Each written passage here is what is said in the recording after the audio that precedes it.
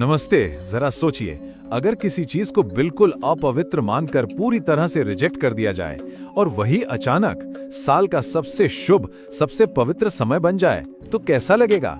आज हम अपने इस विश्लेषण में पुरुषोत्तम मास के बारे में बिल्कुल ऐसी ही चर्चा करने वाले हैं। एक ऐसा समय जिसे पहले मल मास कहकर ठुकरा दिया गया था, लेकिन फिर एक ऐसा चमत्कार हुआ जिसने इसकी किस्मत हमेशा के लिए पलट दी।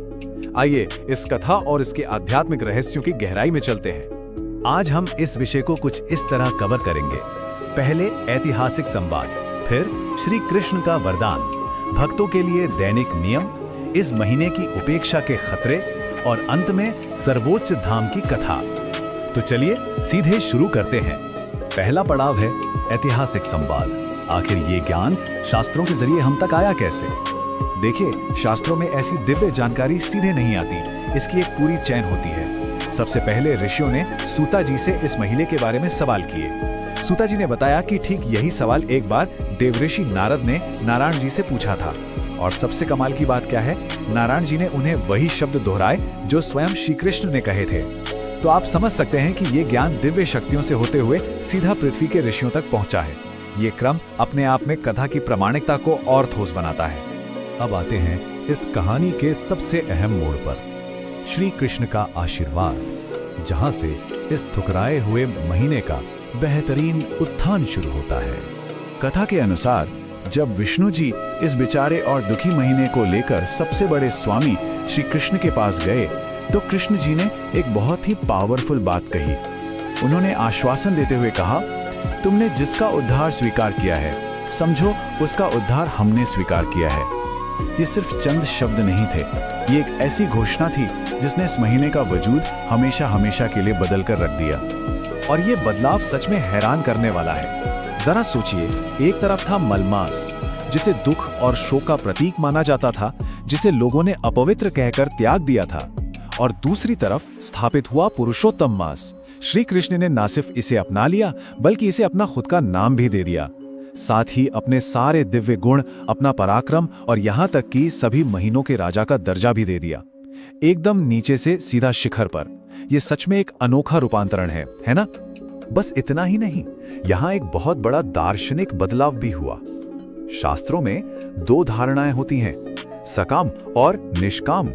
सकाम का मतलब है वो कर्म जो हम किसी इच्छा या फायदे के लिए करते हैं, जबकि निष्काम का अर्थ है बिना किसी स्वार्थ के की गई सच्ची भक्ति जो सीधा मोक्ष तक ले जाती है। बाकी सभी महीने सकाम माने जाते हैं, लेकिन श्री कृष्ण ने इस नए नाम वाले पुरुषोत्तम मास को पूरी तरह निष्काम बना दिया।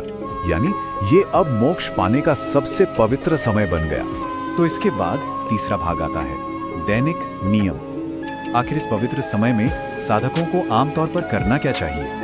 शास्त्रों में आत्मिक विकास के लिए कुछ निश्चित और सरल अनुशासन बताए गए हैं, जैसे रोजाना स्नान और आत्मशुद्धि करना, पवित्र मंत्रों का जाप करना, व्रत रखना और एक अनुशासित जीवन जीना। इसके अलावा अपनी क्षमता के अनुसार दान करना और पूरी श्रद्धा से पूजा करना। सुनने में ये क्रियाएं शायद साधारण लग सकती हैं, पर जब इन्हें इस विशिष्ट महीने में किया जाता है तो इनका आध्यात्मिक प्रभाव लिटरली कई गुना बढ़ जाता है। अब सवाल ये उठता है कि आखिर कितना प्रभाव बढ़ जाता है? टेक्स्ट के हिसाब से बताऊं तो 10 लाख गुना से भी ज्यादा। इसे समझाने के लिए एक बहुत ही प्यारे रूपक का इस्तेमाल किया गया है। जैसे खेत में बोया गया एक छोटा सा बीज समय आने पर करोड़ों गुना बढ़कर फल देता है, ठीक उसी तरह इस मास में किया गया छोटा सा पुण्य भी अनंत और करोड़ों गुना नतीजा देता है। पुण्य यहाँ पर सच में मल्टीप्लाई हो जाता है। अगर हम तुलना करें तो शास्त्र एक और बड़ा दावा करते हैं। पुरुषोत्तम मास में की गई एक महीने की सच्ची भक्ति को दशकों तक चलने वाली कठोर शारीरिक तपस्या से भी बड़ा माना गया है। जहाँ ऋषि मुनि सर्दी, गर्मी, बारिश या भूख सहते थे, वहीं केवल सरलता और सच्ची श्रद्धा से इस महीने का व्रत करने पर उतना ही बड़ा मुकाम हासिल हो जाता है। यहाँ सच्ची डिवोशन को एक्सट्रीम फिजिकल तप से कहीं ऊपर रखा गया है। चौथा हिस्सा थोड़ा गंभीर है, आध्यात्मिक खतरे। क्या होगा अगर कोई इस सेक्रेड महीने की अहमियत को नजरअंदाज करे? देखिए, शास्त्रों ने इसके दो बिल्कुल ऑपोजिट नतीजे बताए। जो लोग इस महीने के नियमों का पालन करते हैं, उनकी दारिद्रता दूर होती है, धन और पारिवारिक सुख मिलता है और अंत में उन्हें गोलोक की प्राप्ति होती है। वहीं अगर कोई इसकी उपेक्षा करे, यानी इसे इग्नोर करे, तो नतीजे भयंकर बताए गए हैं, जैसे दुख उठाना, दूसरों के सहारे जीना और यहाँ तक कि कुंभिपाक जैसे नरक के कष्ट भोगना। इस कथा में इस महीने के अनुशासन को लेकर बिल्कुल कड़ी चेतावनी दी गई है। और इस बात पर जोर देने के लिए टेक्स्ट में एक बेहद अनोखी और मजेदार एनालॉजी मिलती है, खरगोश के सींग होने जितना असंभव। इसका सीधा सा मतलब ये है कि जो लोग इस मास में स्नान, दान और पुण्य कर्म नहीं करते, उनके लिए सच्चा सुख पाना उतना ही नामुमकिन है जितना कि एक खरगोश के सर पर सींग ढूंढना। ये सच में प्रैक्टिकली इम्पॉसिबल बताया गया है। 5वां और आखिरी भाग, सर्वोच्च धाम। आखिर इस पूरी आध्यात्मिक यात्रा का अल्टीमेट पुरस्कार क्या है? यहाँ किसी आम या अस्थायी स्वर्ग की बात नहीं हो रही जहाँ से पुण्य खत्म होने पर वापस आना पड़े। यहाँ प्रॉमिस मिलता है जन्म और मृत्यु के चक्र से कंप्लीटली आजाद होने का, रोग और बुढ़ापे से छुटकारा पाने का। इन अस्थायी स्वर्गों को पीछे छोड़ते हुए भक्त सीधे सर्वोच्च धाम यानी गोलोक में स्थायी निवास पाता है। ये हर तरह के दुख से मुक्ति और अनंत शांति का मार्ग है। और ये अद्भुत कथा एक बहुत ही खूबसूरत दृश्य पर आकर पूरी होती है।